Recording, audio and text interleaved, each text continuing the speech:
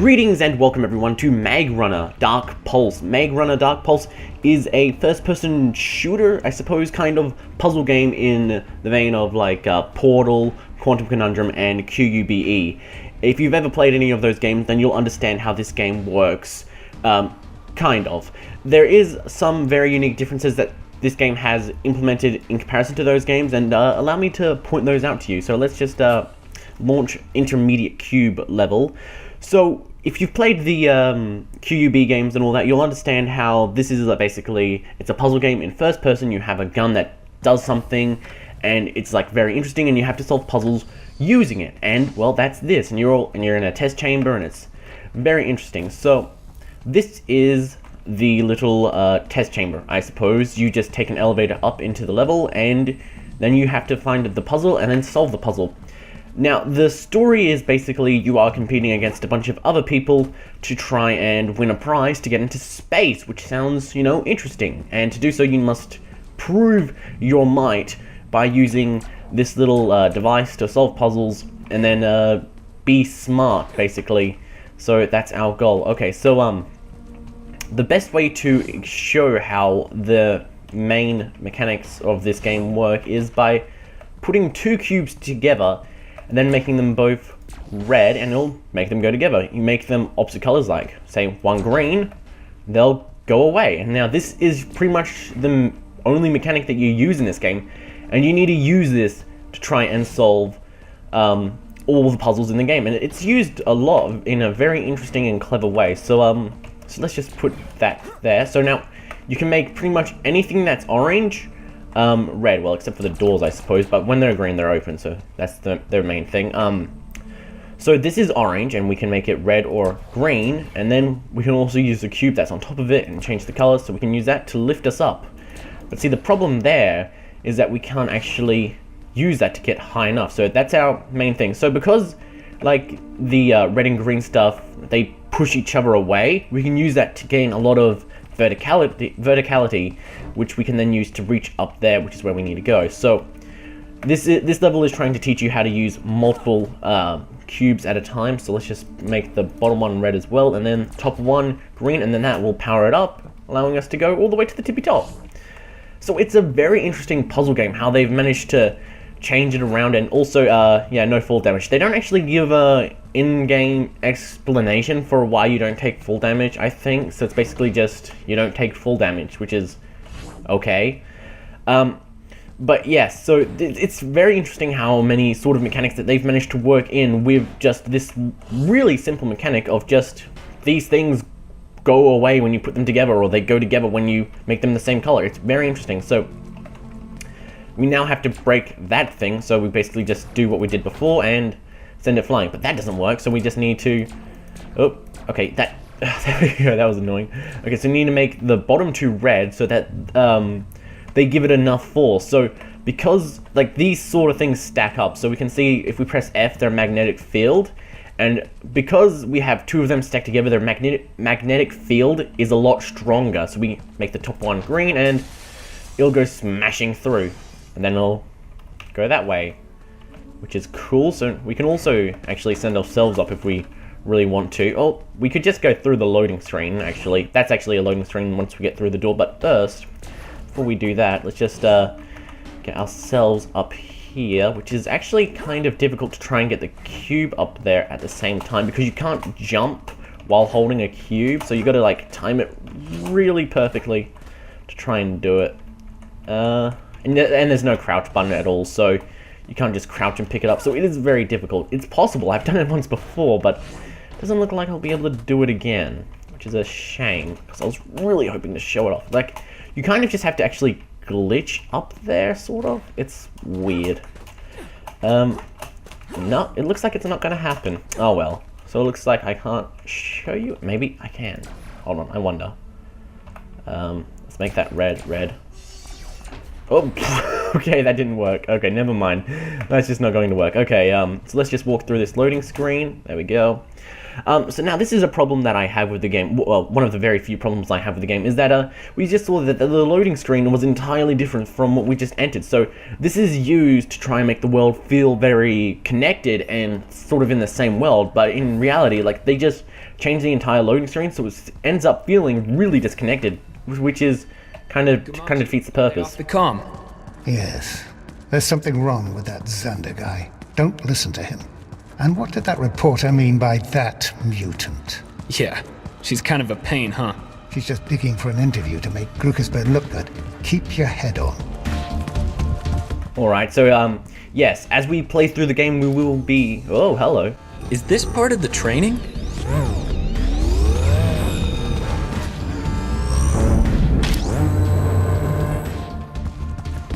Yes, as we play through the game, we will be interrupted by communications of people and stuff, and they will basically give us information about the story and the game and all that. And it's very interesting. It's very nice characterization. There's not that much. Basically, people are sort of just the same sort of personality. Like, this dude's kind of a dick, that person's not a dick, and that's really all it is. But it works very well. It works well enough anyway. So this is just another puzzle room, so we just continually play through the game and solve more and more puzzles. And overall, I really like this game because it's fairly simple, but it does well. Like, I think this game's a lot better, like, in terms of puzzles than say Quantum Conundrum or QUBE. I don't think it's on par with Portal, but I think it is much better than those games. So if you enjoyed, say, Quantum Conundrum or QUBE, I think you would enjoy this game a bit more than those two. It's just a very, very nicely made game. It's very pretty. I freaking love the aesthetics. It's got a very nice, clean look to it, but it's also not just white like Portal. It's got a lot of very nice, strong, bright colors, and it looks really nice. And it looks very futuristic with lots of little wavy line stuff and all these sorts of gizmos and all that. And it doesn't really distract you from solving the puzzles, because they just use orange as your primary sort of thing that you can interact with. So you're like, if you see orange, you're like, oh, I can interact with this. But if you don't see orange, then you're like, oh, well, obviously I can't interact with it. So that's really cool. So now here's a little sort of thing which is interesting. So this thing is actually pretty cool. You can place a block on it and then put yourself in front of the block and send yourself. Whoops, I didn't do that right at all. Oh dear, how am I supposed to get that back? Oh dear. I don't think I can, actually. Would you mind coming back to me, Cube? Oh dear. I don't think that was... Okay, so we can restart from checkpoint, yeah. We'll need a restart. So this, the more you solve a puzzle, the more you'll get given a checkpoint, I believe. So you don't have to start from the very beginning. Although it looks like I actually have to. So maybe I didn't solve it well enough. So let's just quickly hurry back up to the top. So overall, like, this game is really beautiful. It's very nice. The voice acting can be kind of weird. They do fall a bit flat at times, which is a bit of a shame. But most of the time, this game works very well. It's not like revolutionary. It's not Portal, obviously, or anything like that. But what it tries to do, it does well, and it's just in general like a very solid, okay game. There we go. Whoa. Okay. So yeah, we just got a checkpoint there. So that's some more interesting stuff that the magnetism allows you to do.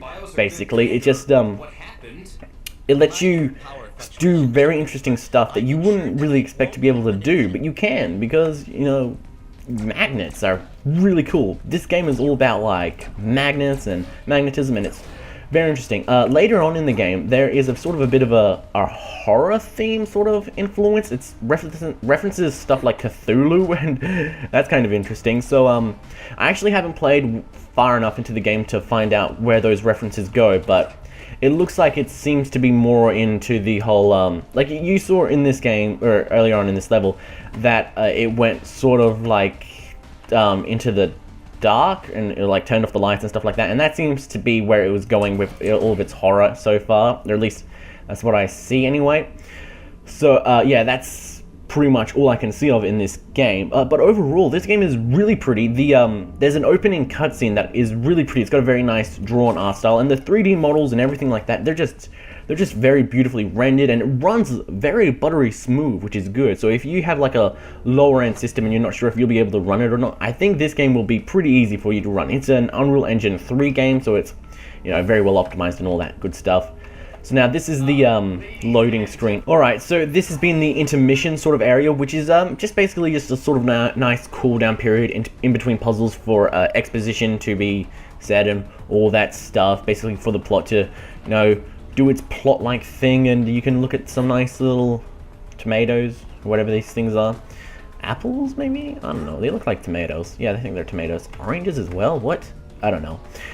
Anyway, yes, so the game is very interesting. It's very nice, and it's got a nice little story going along. It's kind of interesting. You're sort of like the underdog of the space tech program because you're being trained by a mutant and all that stuff. Now, onto the options menu and all that.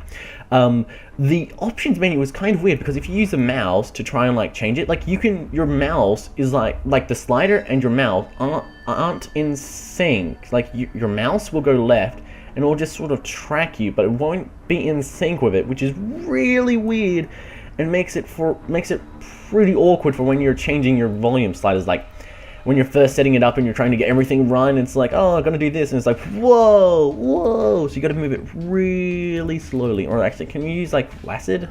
No, you can use the arrow keys though. So yeah, using the arrow key seems to be, what the hell's going on with the speed of this thing? It's like super slow, then super incredibly fast. It makes no sense. No, don't save the settings. You can change, you can rebind stuff, I suppose, so you can make that like, make it space and all that. You can change your mouse sensitivity, and you can also change, this game also supports controller. It's dynamically changed as well and all that good stuff, so you don't need to plug it in, launch it, and in order for it to actually recognize it, you can just start playing with it whenever you want, so that's always nice. The graphical settings are fine. It's fairly basic stuff. You know, you got VSync and all that. You got FOV, which is really nice. Resolution, windowed mode, all that basic stuff. There's not really that much in-depth stuff for the options, but it offers enough, like anti-aliasing. It doesn't say what type of anti-aliasing, but it does say if it's low or high, and its texture quality and all that. So, like, it would be nice if they said exactly what sort of anti-aliasing it was using, like FXAA or MSAA or MLA or NSA, stuff like that. But it doesn't, so you just have to sort of assume, and yeah. But yeah, for what it's okay enough. Subtitles are fine as well. That's really good that they have that. Yeah, it's just a very solid game overall. Also, just want to briefly mention the credits because I'm like the only person in the entire world that actually cares about credits. But these credits are actually really nice to watch. They've got like a little full motion video with real life people in there, integrated with lots of the in-game objects, so it makes it feel like the game is part of the real world and stuff like that, which is really cute and stuff. I like it. It's kind of clever how they've done it.